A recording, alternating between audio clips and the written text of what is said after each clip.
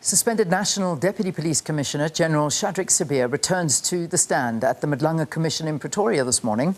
General Sibiya will continue facing cross-examination on his conduct regarding the disbandment of the political killings task team. SABC News anchor Sakina Kamwendo and reporter Canny Maphanga are both in Pretoria this morning. Ladies, good morning to you. Sakina, let me hand it to you.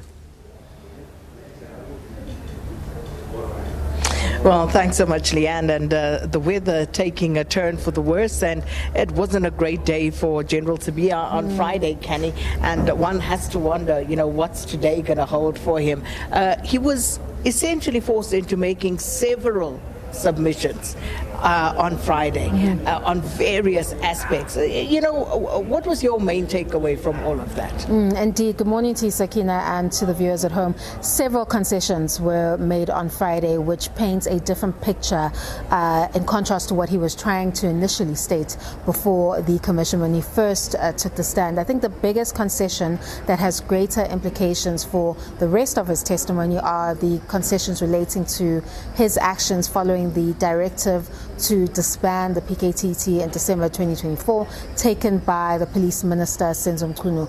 It has now come up through cross-examination that this claim that he had the sanction of General Masemola to do what he was doing, and that General Masemola was allegedly playing both sides, is a bit flimsy at this stage, because it shows that he gave two plans to General Masemola that were rejected, and then he still took it upon himself to issue a third action, which was the deactivation letter, which resulted in those 121 PKTT dockets heading to the Pretoria headquarters and staying there for some months. Now, if the commission is able to, or at least it's reached a significant stage of establishing this claim, that he actually didn't have the instruction of General Masemola and they were actually not acting as a collective, then it opens up the question of what was the true motive behind Lieutenant General Sibiya's actions. And that is what the commission has to get to the bottom of, in light of the allegations against him that place him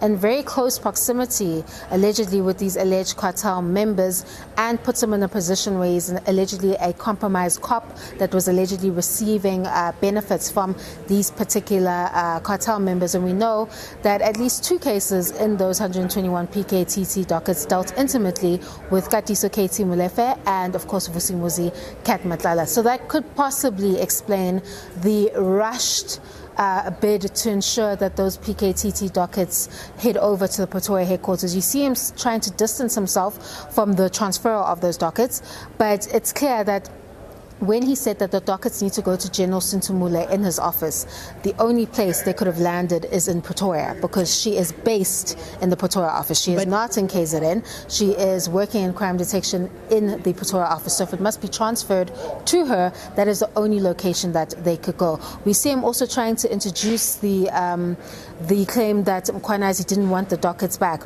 Well, the dockets were taken without his permission. It was an order made by someone else. He doesn't know what took place with those dockets in the time that they were nesting there in Pretoria and gathering dust. So it would have been a difficult request to make for those dockets to go back. And some of them were active, some of them were court-going dockets, some of them were reaching finalization. So it presented a difficult predicament for Lieutenant General Mkhwanazi in that regard. So at least the most important concession, whether in whole or in part, has been made, and it opens up the door to now explore what could be the true motive behind Sibiya's actions in that regard.